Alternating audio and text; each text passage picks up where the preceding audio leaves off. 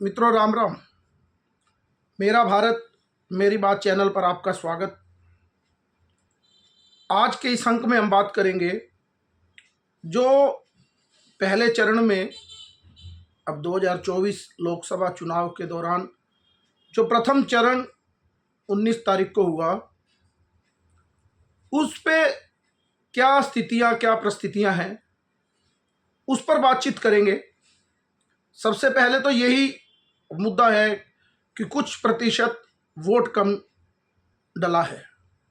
यानी कि वोट कम डलने से किसको नुकसान होगा, किसको फ़ायदा होगा। बहुत से लोग ये सोचते हैं कि जब वोट टर्नआउट ज़्यादा होता है तो सरकार के खिलाफ होता है। कुछ लोगों को लगता है कि वोट कम डला है तो ये भाजपा को नुकसान करेगा। लेकिन मेरा मानना है कि इसमें ना तो कोई भाजपा को नुकसान है, ना कोई ऐसा विपक्ष को नुकसान है। ये लगता है मुझे सबके लिए बराबर सी बात है, क्योंकि जब मुकाबला बराबरी का हो, बड़ा नज़दीकी बहुत मुकाबला हो कई जगह पर, तो वहाँ पर वोट टर्नआउट कुछ ज़्यादा बढ़ता है। कार्यकर्ताओं में उत्साह होता है, विपक्ष में भी एक उत्साह होता है, लड़ाई बड़ी ज़बरदस्त होती है, चुनाव में खर्च भी उसी हिसाब से होता है। आपको, क्योंकि मानवीय प्रवृत्ति है कि जोश जब आता है तो आदमी मेहनत ज़्यादा करता है जब संघर्ष होता है। क्योंकि ये चुनाव ऐसे लग रहा है कि एक ही धुरी पर घूम रहा है कि मोदी को तो प्रधानमंत्री बनना ही है। उसके और भी कई कारण हैं जो मुझे लगता है, खासतौर पर उत्तर प्रदेश की हम बात करें कि मतदाता प्रतिशत कम होने के क्या कारण। एक तो आपको मालूम है कि बहुजन समाज पार्टी अब तक एक बड़ी ताकत थी, पिछले चुनाव तक, 2019 के चुनाव तक। क्योंकि पिछली बार बहुजन समाज पार्टी, समाजवादी पार्टी और राष्ट्रीय लोकदल का गठबंधन था, तो उनके कार्यकर्ता और पूरा जो पश्चिमी उत्तर प्रदेश में खास तौर पे चुनाव था पहले चरण का, तो वहाँ पर ही ये गठबंधन सबसे मजबूत था। और उनके कार्यकर्ता भी, क्योंकि जब आप देखेंगे गांव में एक तरफ से इस तरह माहौल बन जाता है, इतना बड़ा एक इकट्ठ हो जाए, तो उसमें फर्जी वोटिंग भी चलती है। चुनाव में उम्मीदवार पैसा भी खर्च करता है। आपने देखा होगा, जो राजनीतिक अनुभव के लोग हैं, कि बहुत से लोग, कुछ इस प्रकार के लोग भी होते हैं जो ये उम्मीद करते हैं कि हमें कुछ मिल जाए चुनाव में। वो बैठे रहते हैं पोलिंग बूथ के बाहर कि हमें कुछ मिल जाए। किसी को धन का लालच होता है, किसी को शराब का, ऐसा आपने देखा होगा। तो कुछ प्रतिशत वोट वो भी होता है, क्योंकि जब मुकाबला ना हो तो जीतने वाला उम्मीदवार भी पैसा कम खर्चता है और हारने वाला उम्मीदवार तो वैसे ही पैसा खर्च कम करता है। क्योंकि अभी तक तो चुनाव एक तरफा है। कुछ लोग यही कह देते हैं कि कांग्रेस अभी तक तो अपने उम्मीदवार भी नहीं दे पाई। जैसे हरियाणा में भी हम देख रहे हैं कि अभी उम्मीदवार ही नहीं दी, और भाजपा ने इतनी जल्दी उम्मीदवार दे दी, कांग्रेस क्या चुनाव लड़ेगी। मेरा अपना मानना है कि ये कांग्रेस की ठीक रणनीति है कि इतनी जल्दी उन्होंने अपने उम्मीदवार नहीं उतारे। उसका एक कारण है, क्योंकि अगर 2 महीने 2.5 महीने पहले, क्योंकि भाजपा के पास तो संसाधन है, उनके पास कार्यकर्ता है, उनका उम्मीदवार एक जहां भी एक जगह दौरे करता है तो 100 200 300 लोग उनको चाय पानी पे घर पे बुलाने वाले लोग होते हैं। लेकिन कांग्रेस के पास ना तो संसाधन है, ना उनके पास कोई कार्यकर्ता है। अगर कांग्रेस पार्टी इतनी जल्दी टिकट डिक्लेयर कर देगी तो उनको नुकसान ये है कि वो इतने दिन तक, लगातार 2 महीने तक चुनाव ही नहीं चला पाएंगे। क्योंकि अपने कार्यकर्ताओं के घर जाएंगे, पहले 10 दिन में उनके जो कार्यकर्ता थोड़े बहुत हैं वो खत्म हो जाएंगे, और वो उसके बाद कहाँ जाएंगे, तो कहेंगे कि कांग्रेस का तो उम्मीदवार दिखता ही नहीं। तो इसलिए थोड़ा समय लेना उनकी रणनीति ठीक है, क्योंकि कांग्रेस के जो उम्मीदवार आने वाले हैं उनको भी पता है कि हमें मेहनत नहीं करनी, हमें कुछ पैसा नहीं खर्चना, हमें कहीं जाना नहीं, हमें तो केवल एक ही चीज का आसरा है, मोदी विरोध। यानी कि जो मोदी को वोट देगा वो मोदी को देगा ही, ये लगे रहें। जिनको मोदी को वोट नहीं देना, आपने इनके घोषणा पत्र, आपने विपक्षी नेताओं की रैलियों में आपने कभी भी इस तरह का कोई विजन नहीं देखा होगा कि हम लोग ये करेंगे, हम सत्ता में आएंगे तो ये चीज़ करेंगे, ये ठीक हो जाएगी। बस जाति जनगणना करा देंगे, फ्री दे देंगे, कुछ नहीं। लेकिन मोदी जी का क्या विषय है, 2047 तक ये करूंगा, 100 दिन अगले ये काम करना है मुझे। क्योंकि विपक्ष का एक ही सीधा सा है, आप देखेंगे टीवी डिबेट्स में भी वो क्या करेंगे कि मोदी को गाली देंगे टीवी पे, मोदी ने ये किया, मोदी वो ले आए, अग्निवीर योजना ये हो गई, किसान हो गया, लोग भूखे मर रहे हैं, ये वो, यही चर्चा, अपना कोई विजन नहीं। तो जो मोदी का विरोध करने पे हमें वोट मिलना है वो घर बैठे भी मिलेगा, और वो अंतिम समय में एक उम्मीदवार डिक्लेयर करने में उनकी आस जो विपक्षी लोगों की है वो यही है। तो इस वजह से जो भाजपा के भी कार्यकर्ता उनमें भी उत्साह कम होता है इस तरह से कि चुनाव एक तरफा है। फिर मैंने कहा कि मायावती एक बड़ा रीज़न थी, इस बार मायावती उस गेम में नहीं है। मायावती गेम में ना होने से तो उनके कार्यकर्ता भी हताश हैं कि बहन जी की तो कोई सीट आ नहीं रही या इस तरह से, तो वो लोग भी वोट प्रतिशत कम होने में एक अहम भूमिका है। दूसरा, आपने देखा होगा कि भारत और जिम्बाब्वे का मैच होने लग जाए तो उस मैच में दर्शक भी कम आते हैं, उनको मज़ा ही नहीं आता कि क्या एक तरफा भारत ने जीत ही जाना है, क्यों टिकट खराब करनी या कुछ भी, ठीक है बस। और इसीलिए लोगों को लगता है कि मोदी जी को तो आ ही जाना है, तो एक जो लोगों को लगता है कि उत्साह कम है, उत्साह कोई कम नहीं होता। इसका रिजल्ट आने के बाद पता लगेगा कि कितना उत्साह था वोटर में। लेकिन ये उत्साह लगातार नहीं रहता, ये जब चुनाव का दिन होता है, जिस दिन वोटिंग होती है उस दिन ही बनता है ये उत्साह। आपने देखा होगा नए नए रूप से वोट डले, अगर बिल्कुल उत्साह नहीं होता तो वोटिंग 15-20% का 40% वोट आ जाना चाहिए था, क्योंकि यूपी में लगभग 61-62% ही वोट प्रतिशत होता है, 60 हुआ है, तो इतना लगभग रहता ही है, क्योंकि सामने विपक्ष में भी उतना जोश नहीं है और उनके नेता, क्योंकि कार्यकर्ता तो कांग्रेस के पास तो लगभग है ही नहीं। तो मेरे कहने का अभिप्राय यही था कि जो जो वोट प्रतिशत कम हुआ है इसमें सभी को लगभग कोई नुकसान या मुनाफे वाली कोई बात नहीं, हार जीत के अंतर वही रहने वाले हैं जो पहले थे, जो होने वाले थे। क्योंकि आपको मालूम होगा कि अब सपा और बसपा का गठबंधन नहीं है, तो वो सीटें पूरी तरह से खुल गया है मैच। आप देखेंगे जो 8 सीटों पे चुनाव हुआ, कैराना, मुजफ्फरनगर, बिजनौर, पीलीभीत, मुरादाबाद, रामपुर, नगीना, तो इन सीटों पे चुनाव हुआ, इन 8 सीटों पर। तो अगर भाजपा को नुकसान होना होता वोट प्रतिशत कम का, तो रामपुर में वोट प्रतिशत ज़्यादा होता। रामपुर में सबसे ज़्यादा कम वोट डला है, 54%, जो पूरी तरह से मुरादाबाद और रामपुर, ये 2 सीटें पूरी तरह से मुस्लिम डोमिनेट हैं। और यहाँ पर लगभग पिछली बार उपचुनाव में बन गए थे, भाजपा के उम्मीदवार जीते थे उपचुनाव में, लेकिन 2019 में दोनों जगह मुसलमान ही जीते। तो वहाँ पर वोटिंग कम हुई है। इसका मतलब आपको मालूम ही है कि आजम खान का और अखिलेश का आजकल ज़्यादा ही प्रेम मोहब्बत चल रही है, उसके भी कारण है। तो जो मुस्लिम वोट है, कुछ आपको देखा होगा कि बुर्का उतारा जा रहा है, एक बार देखा जा रहा है, एक प्रशासन की तरफ से, चुनाव आयोग की तरफ से भी सख्ताई है, उसका भी एक कारण वोट प्रतिशत कम का है।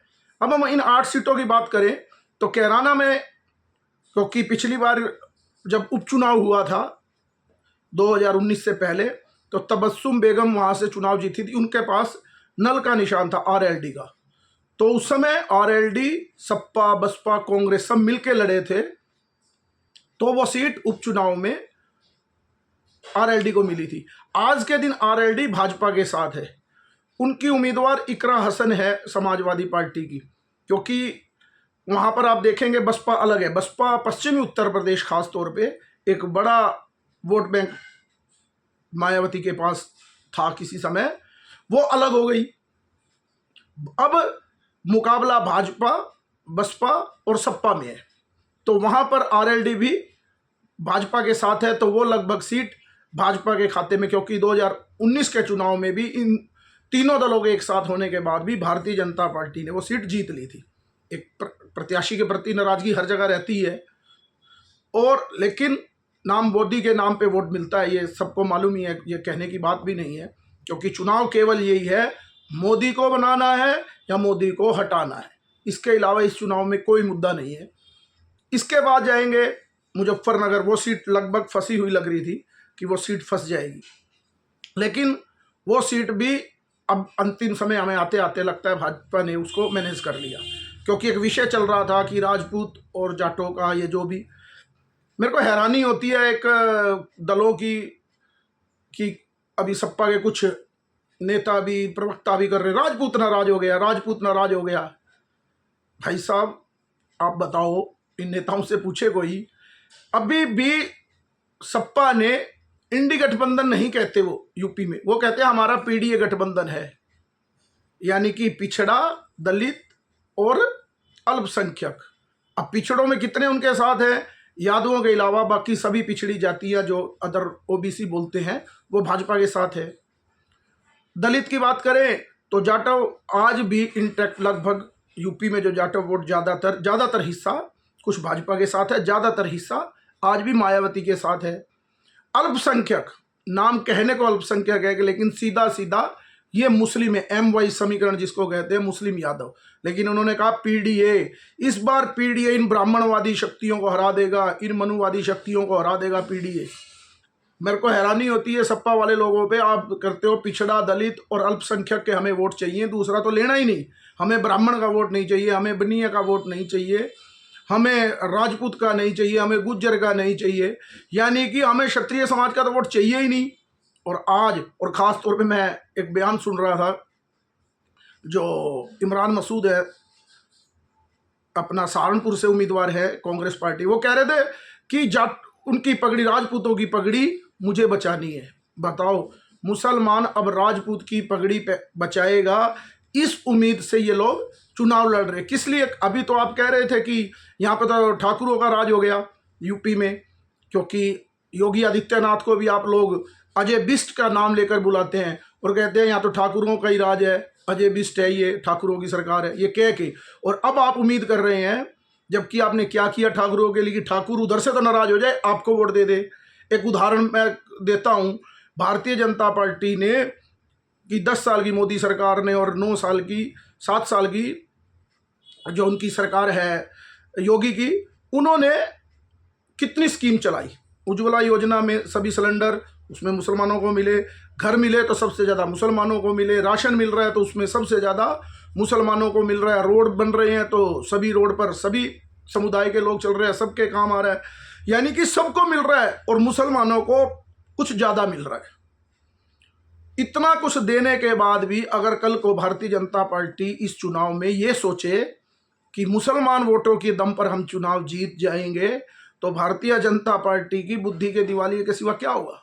अगर भारतीय जनता पार्टी ये उम्मीद करे हमने इतना कुछ दे दिया, देने के बाद भी आप उम्मीद नहीं कर सकते कि मुसलमान 5-10% एक अलग विषय है, ज़्यादातर बहुमत में मुसलमान आपके खिलाफ ही वोट डालने वाला है। और इसी तरह से समाजवादी पार्टी अगर ये सोचे कि ये वोट हमें मिलने वाला है, तो मुझे तो लगता है कि फिर उनके ऐसे ही राजनीतिक सलाहकार होंगे और टीवी डिबेट पे बैठ के भी ऐसे ही बात करते हैं। लेकिन एक भ्रम की बात बतानी होती है, लेकिन मोदी जी इनकी काट जानते भी हैं। अब इन्होंने पूरे देश में ठाकुर नाराज के, ताकि दूसरी जातियों में भी ये लगे, तो इस तरह का एक नैरेटिव चला। लेकिन मोदी जी भी कमाल है, आपने देखा होगा कल की एक रैली में देख रहा था, मोदी जी ने कहा कि हमारे योगी जी की, नहीं तो ठीक है पहले चलती थी, लेकिन आपने देखा होगा कैसे जमीन की जैसे ही बात चलती कि इस तरह का नैरेटिव है, तो उस नैरेटिव को तोड़ने का काम हमारे योगी जी ने, क्योंकि इन्होंने खुद ही कह रखा है कि योगी जी तो ठाकुर है, हमारे योगी जी ने ये कर दिया। और ये कहा उन्होंने बाद में, आपको ध्यान होगा कि उत्तर प्रदेश में जब 2019 का चुनाव हुआ था तो हमारे योगी जी को 2 साल का काम करने का मौका मिला। अब हमारे योगी जी को 7 साल हो गए और योगी जी ने जो कानून व्यवस्था दी है तो वो तो कमाल ही है। और उसके बाद उन्होंने कहा कि उत्तर प्रदेश का चुनाव योगी जी के नेतृत्व में लड़ा जा रहा है। यानी इस बात ने, क्योंकि बहुत सा माहौल बनाया जाता है ना, मोदी और अमित शाह एक है, अमित शाह और योगी की बनती नहीं इस तरह का चुनाव में। क्योंकि मैंने क्या कहा, विपक्षी नेताओं के पास केवल मोदी को गाली देना, उसका विरोध के अलावा कोई एजेंडे पे चुनाव लड़ना नहीं है। तो अब कभी आपने देखा होगा, कभी गडकरी वर्सेस मोदी चुनाव करने का प्रयास करते हैं कि गडकरी और मोदी जी की नहीं बनती। अब यूपी में ये करते हैं योगी जी और मोदी जी की नहीं बनती। लेकिन ये नैरेटिव खड़ा हो, पहले ही मोदी जी ने कल योगी जी के बारे में इतना कुछ कह दिया कि वो नैरेटिव भी ध्वस्त हो गया। क्योंकि मोदी जी का एक मुझे याद है संसद में उन्होंने कहा था कि राजनीति में मैं मूर्ख नहीं हूँ, मैं ऐसी गलतियाँ नहीं कर सकता। और अंतिम साल तो खास तौर पे कि राजनीति में तो वाकई में मोदी जी ने PhD करी रखी होगी। तो मेरे कहने का मतलब कि ये जो चुनाव किस दिशा में जा रहा है और जो कम वोट प्रतिशत है, उसका मूल कारण तो केवल यही है क्योंकि चुनाव एक तरफा है। और भी कई बातें हैं जो कहने लायक है। अभी कई मुद्दे चल रहे हैं राजस्थान में, जैसे राजपूत वाला विषय आ रहा था, तो वहां पर भी अब क्या है, बड़े बड़े नेता जब चुनाव नहीं लड़ते, कांग्रेस के और विपक्षी दलों के नेता, बड़े बड़े नेता खुद चुनाव से दूर भाग रहे हैं। जब खुद चुनाव से दूर भागेंगे तो उनके पास वैसे ही कार्यकर्ता नहीं है, लेकिन उनका वोटर भी हताश होता है। क्योंकि जब नेता लड़ता हुआ दिखाई नहीं देता तो उसको यही रहता है जब हमारा नेता ही नहीं लड़ रहा तो हमें क्या लेना देना। ये भी एक बड़ा कारण है। क्योंकि मैं एक रिपोर्टिंग देख रहा था चुनाव के समय, जयपुर में बहुत कम मत प्रतिशत आया, तो वो दिखा रहे थे कि वहां पर कांग्रेस के बूथ भी नहीं लगे हुए, लेकिन बड़ी बड़ी बातें कर देंगे कि तो मोदी जी को नुकसान। अगर वोट प्रतिशत ज़्यादा हो जाएगा अगले चरण में तो ये कहेंगे देखो अब लोगों को मोदी जी को हटाना, इसलिए मोदी जी के विरोध में। क्योंकि एक ट्रेंड है ये भारत में खास तौर पे चलता है कि ज़्यादा मत प्रतिशत हो जाए तो उस सरकार के विरोध में है, जबकि अब चाहे वो वोट प्रतिशत कम हो चाहे ज़्यादा हो। हाँ, लेकिन अगर मुकाबला बहुत नज़दीकी, जहाँ पर बहुत नज़दीकी मुकाबला होगा, मेरा अपना मानना है अगर बहुत नज़दीकी मुकाबला हो और वहाँ पर मत प्रतिशत थोड़ा सा कम, मत प्रतिशत कम आएगा, तो उसमें मुझे लगता है कि भाजपा को नुकसान होगा अगर मुकाबला बराबर का हो। लेकिन यहाँ मुकाबला बराबर का नहीं है, एक तरफा चुनाव की स्थिति है अधिकतर क्षेत्रों में। अब तमिलनाडु में भी वोट प्रतिशत कम हो जाएगा तो उसका कोई अंदाजा नहीं लगा सकते। तो भारत में 102 सीट पहले चरण में चुनाव हुआ है, तो उसमें पिछली बारी 45 सीट एनडीए के पास थी, 40 लगभग भाजपा के पास थी, क्योंकि 39 सीट तो इसमें केवल तमिलनाडु की ही है। तो इनमें मुझे लगता है कि भाजपा की लगभग आप देखेंगे टैली, क्योंकि उत्तर प्रदेश में भी एक सहारनपुर सीट पर मुझे लगता है कि नज़दीकी मुकाबला होगा, 20-30 हज़ार की हार जीत होगी। बाकी जगह पर भाजपा चुनाव जीत जाएगी, क्योंकि पिछली बारी में यहाँ 3 सपा, 3 भाजपा और 3 बसपा, 3 भाजपा और 2 सपा को चुनाव जीती थी। मुझे लगता है ये 8-0 भी हो सकता है, 7-1 भी हो सकता है। ये रामपुर सीट भी अगर भारतीय जनता पार्टी जीत रही है तो आप अंदाज़ा लगा लें कि उत्तर प्रदेश का चुनाव किस दिशा की ओर जा रहा है।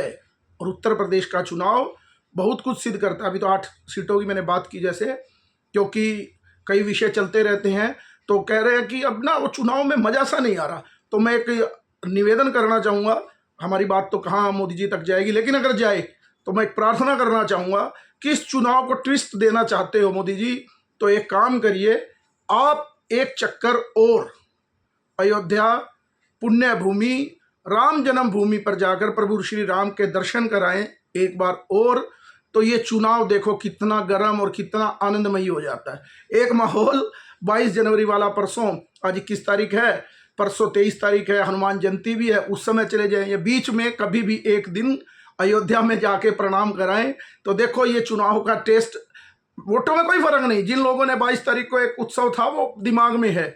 आपने देखा होगा जब घर में कभी भी कोई ऐसा व्यक्ति होता है, अपना भाई है, उसके साथ हम यूज टू हो जाते हैं। मोदी जी एक परिवार के व्यक्ति लगते हैं जिन्होंने उनको वोट देना है, तो उनको बार बार बताना नहीं पड़ता कि मोदी मेरा भाई है, हाँ मुझे उत्साह है, मुझे जाना है अपने भाई के पास।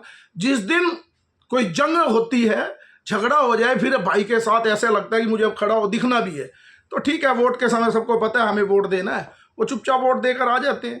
तो लेकिन अगर इस चुनाव में गर्मी सी लानी हो तो मैं तो निवेदन ही कर सकता हूँ कि मोदी जी को एक बारी अयोध्या भी हो आना चाहिए, ताकि जिन कार्यकर्ताओं को लगता है कि चुनाव में कुछ मज़ा सा नहीं आ रहा, तो वो मज़ा भी आना शुरू हो जाएगा। मेरे चैनल में, मेरे इस अंक में आपको मेरी बात पसंद आए तो लाइक कीजिए, सब्सक्राइब कीजिए और शेयर कीजिए। धन्यवाद। भारत माता की जय। जय हिंद।